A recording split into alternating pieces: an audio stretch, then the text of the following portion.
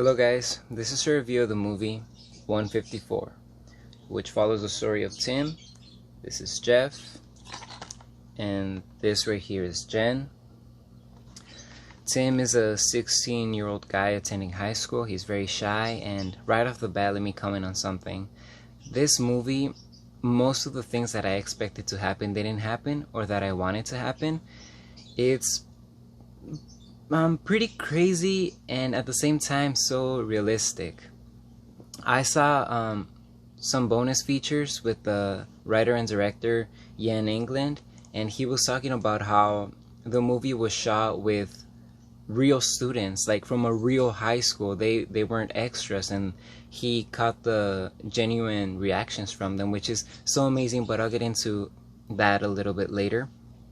So Tim is in love with his best friend. I forgot his name, but it's like a secret type of love. They're both in love with each other, but since they're not out at all, they, don't accept it. They don't really say it to each other, but they do have a few conversations like, what does your dad think about you being here and like with me all the time, stuff like that. But they never really say it clearly until one day, Jeff and like his gang of not an actual gang, but his clique of bullies, they're tormenting his friend, and so he just tells them, hey, you wanted to know that if I was gay. Well, yeah, I'm gay. Like, what are you gonna do about it? Soon after that, the bullying just escalates because he outed himself. Well, he kind of was forced to, and he commits suicide. And that's the first turn in the movie that I was not expecting. I was hoping, I was like, fingers crossed, please don't do it. You can't, like, I want this movie to be about you guys. But I was very heartbroken to realize that it wasn't going to be that. So Tim is obviously very hurt. He joins the team. I think he's going to run the 800 meter race, because this guy right here, Jeff, is a star of the 800 meter race, and he hopes to make it to the nationals.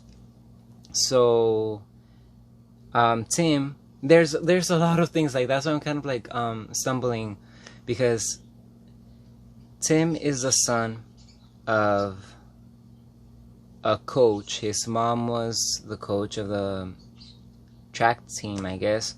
She passed away, and he was left alone with his father. Now, his father is a really good man, really hardworking, and really cares about him. But obviously, there are a lot of wounds that need to be healed when you lose a parent, regardless if you have the other one or not.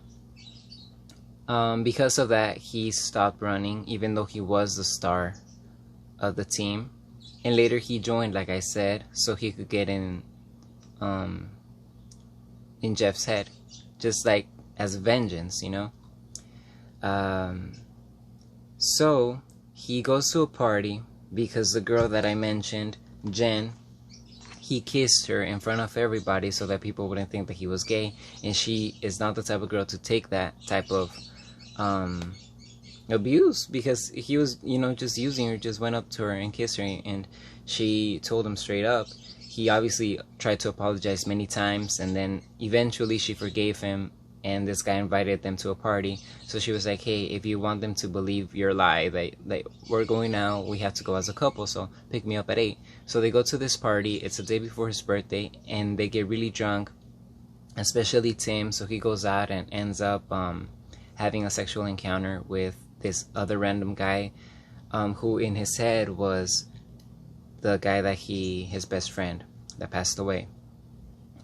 Jeff sees that. He goes outside and records it and blackmails him into leaving the team, or else he will post it and everybody will find out.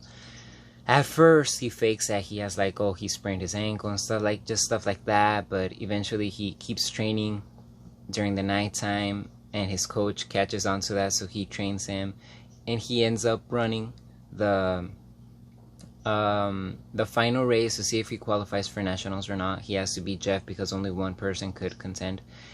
And is it contend or compete? Same thing. So yeah, as he's running, he obviously is ahead of everybody, but he notices one of Jeff's friend with this phone about to press publish, and he loses. He runs away, gets in his car, everybody's like laughing and stuff. Jen tries to catch on to him, but she doesn't, and he crashes because he's so busy like with everything that's going on. When his dad gets to the hospital, he shows him the video and he tells him, I'm never gonna love you less, I'm always gonna love you more. We're gonna get through this, I promise.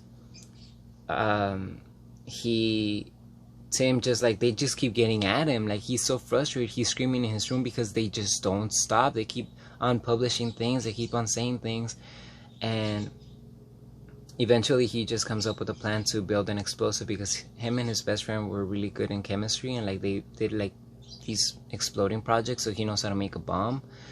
Well, he learned how to make a bomb for this particular occasion so that he could explode everybody at the party, because they were having a party at Jeff's house. He left the video before that saying that he was just done, that he wasn't gonna let this happen any longer, that he didn't do anything to them, he doesn't understand why they're coming after him. So he takes a bomb and hits Jeff at the party, but Jen watches the video that he left behind, goes to his dad's house, and she ends up running inside the party to look for Tim. And Tim sees her, so he runs back in and he's yelling like, Jen, get out. And he starts telling everybody, there's a bomb, there's like, get out, you have to go. But obviously, you know, at a party everybody's kind of like zoning out, doing their thing. So he ends up running, gets the bomb, and runs as fast as he can outside, and it explodes on him, and he obviously passes away. And then the movie ends with like an interrogation scene where Jen and Jeff and his dad are at the police station, I assume, and they're saying like, you know what, yeah, he wanted to do something bad, but he wasn't a bad person, he was just kind of like just chased into this position, and even in the very end he was so good that he decided to just risk his life for everybody else's life. And that's how the movie ends. Now the movie obviously talks about bullying, that's the main problem, and something that the director said on the bonus features that I mentioned earlier.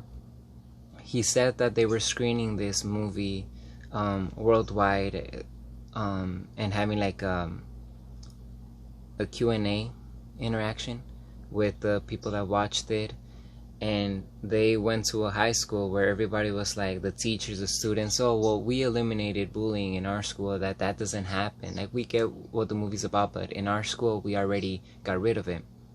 So he was really happy. He was like, well, you know, you guys should definitely spread the word, let other people know the techniques, like what do you need to do to get rid of it.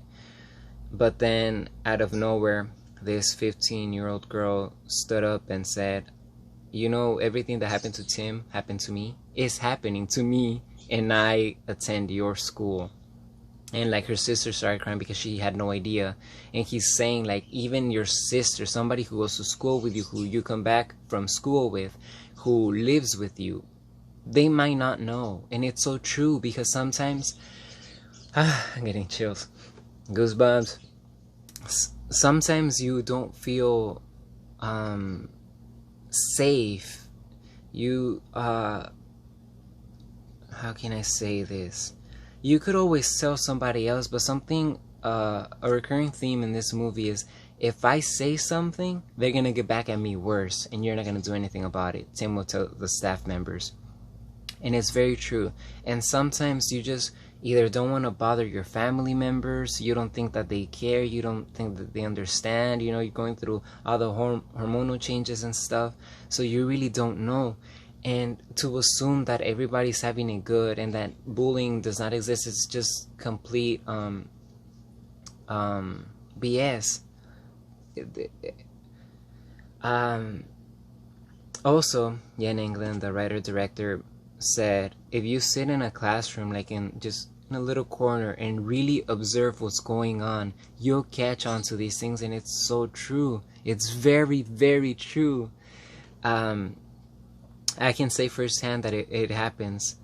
While I was in school, while I worked in schools, it's not something I feel that's gonna change anytime soon. There is progress, of course. Like back in the day, it was a lot different when I was in school as to now, where they have like programs and help and all these things, and they make it, you know, a big deal, because it is.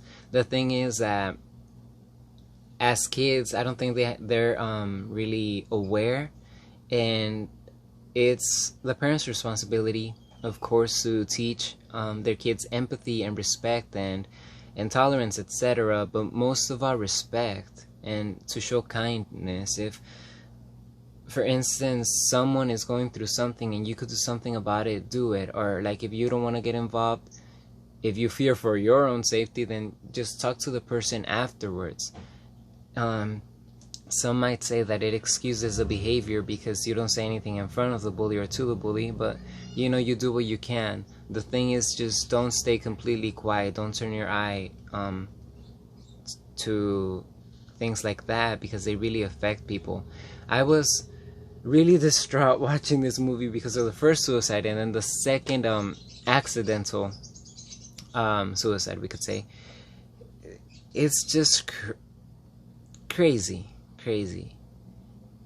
For example, when Jeff's friend publishes a video and Tim is running back, Jen is trying to catch up to him, I was like hoping, Jen, run faster. Run faster. This other guy already took his life, Tim's friend. You know that he's very sensitive. You know that he's very vulnerable. Run towards him. I feel like I said, this is a very, very important issue that needs to be discussed, needs to be addressed, and honestly treated as if it were any other illness. Because that's what I feel it is. Some people... I'm gonna talk a lot, but it doesn't matter. I'm here to talk. Some people are more sensitive than others. If you call somebody ugly, if you call 3 people... let me rephrase it so that it makes more sense. There are 3 people. You call the 3 of them ugly, ugly, ugly. One of them might start to cry. One of them might call you ugly. One of them might just turn and walk away. 2 of them might not care much. One of them might be really affected. We're all so different. That's why we really don't know what game we're playing, you know? Even when you have best friends, if you have really good friends, the ones that you're used to just goofing around, really get to know. Like I tell my friends, honestly, in real life, I tell them, you think that they... Like, let's say we're talking about somebody who's overweight or somebody who has something or whatever, a physical appearance that is not conventionally beautiful or considered as beautiful. And I tell them, you make fun of them for having like big feet. And they're like, yeah, but you know, we mess around like that. He knows. It's like, yeah, you think that he doesn't care. And he acts like he doesn't care, but you don't know what he's feeling inside, because maybe he knows that if he pays attention to what you're saying, if he reacts negatively, if he reacts genuinely to your comments, then you're gonna pick on him even more. So maybe he's just scared that that's going to happen. And just be careful. I'm not saying, like, you know, I'm very up for like comedy and everything, like, you know what to joke around about most of the time, but really take a moment to see, really, like, before you open your mouth, like, you have these relationships with your friends or people that are not your friends, and think about it. What am I saying? What am I saying? Do I really want to say this to that person that I care about? Another thing that the writer and director noticed was that there were 2 kids on a different screening, and they went up to him and told him, you know what we realized watching this movie is that we are the Jeffs. We are like him, and we didn't know. And it's so true. Most people, I feel, think that's impossible. You know when you're a butthole. Maybe. But there are situations, I've seen them, where people do not realize how much harm you're causing another person. Me, for example, when I was in school, a lot of people would like joke around with me, and for the most part, I had fun, because I was just always so quiet that nobody really spoke to me. So when they did, I was like, whoa, let's have fun, because I'm bored out of my mind. But there were some times where people I thought that they were joking with me, but I would get hurt. And I would consider it bullying, because I would be like, stop, and they wouldn't stop. And it's just some situations. I feel like if anybody who knows me is watching this and it's like, well, we didn't know we were hurting you. Not everybody, like I just said, but sometimes some people. And then you can't, like, you can't be transparent when you're in high school. You can be like, what you are saying is hurting my feelings and stuff like that, because people are serious buttholes. They'll just grab onto that like a leech and just hurt you even more. So it's just a very delicate situation, but there are ways out of it. For sure, there are ways out of it. Healthy ways that don't involve necessarily hurting other people. Definitely not hurting yourself either. What else was I gonna say? The acting was really good. Tim is a very good actor. I felt like Jeff, I'm not really sure if he's not as good as Tim. I think maybe it was a bit of bad casting, or his method was a little bit different, but I felt that they weren't up to par, even though every time I see his face, I'm like, you did it, So I guess he did something right, but I don't know, there's just a little something. He seems very calm, very at ease, and maybe that's like he didn't want to overwork the villain type, like I'm the bully, like the 80s stereotypical bully acting, but I don't know, everybody else, and he did a good job. I'm just saying that compared to him, I don't think it was. And then his best friend also did an amazing job. Jen did an amazing job. I was really surprised, like I said at the beginning of this review, that they actually did this movie with real students, and it didn't really interfere with, like, it's crazy because you have to take like 7, 8, 9 multiple takes for just one scene, for just a few lines, and to have this Jan England successfully film certain scenes in a limited amount of time, because as you would know, like, there's a time when the bell rings and this is gonna happen, it's lunchtime, this is gonna happen. So he didn't have much time, and to go over and get like different shots and stuff like that, he wanted to get like the legit reactions from the people, which I really admire. I haven't heard of that. And the movie, the first time I watched it, I really don't know why it clicked with me, because this is not the type of movie that I would usually buy. This is a sports coming of age LGBT drama, but I don't know, for me mainly it was obviously the relationship and the struggles of Tim. That's the thing that caught my eye, and I think that the theme that made me stay and that actually motivated me to buy it was the whole motivational aspect of it. This is like listening to The Eye of the Tiger. Tim is so motivated to just run and win and practice, and with good work, hard work, smart work, you're going to get the results that you want. Most of the time it works that way.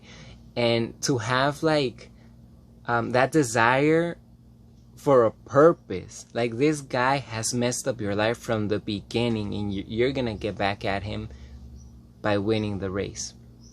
That for me is so uplifting, and I think that's what really clicked with me. And I'm really glad that I did, because I could watch it again and again, and I always like it, especially after listening to the bonus features and the way that this film was made. It's just really, I have a lot of respect. I always do, but it's just even higher respect for a director that goes out of his way to really get his vision out the way that he wants it. And yeah, I think that's it for this. I hope I wasn't talking forever. I give this movie a rating of I'm always giving high ratings. I have to 9.5 out of 10. Let's just go for that. 9.5 out of 10 in its category. Thank you for watching.